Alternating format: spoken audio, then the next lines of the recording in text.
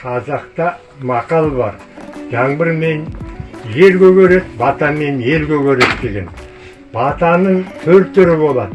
Бата дегеніміз халыққа, адамдарға, балаларға ұзақ сапарға шыққанда, қуанышты жағдайлар болғанда тілек қабыл ретінде беріліп, сол қабыл болады. Септігі тиісін деп те үлкен ақсақалдар бата береміз.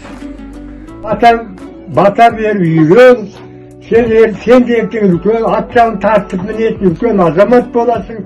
Сонда сенен де бата сұрайды. Сол үшін осы бастан үйреніп, маған бата берші қане қолыңды. Бисмилля рахман рахим деп айт. Айт бисмилля. Бисмилля деп.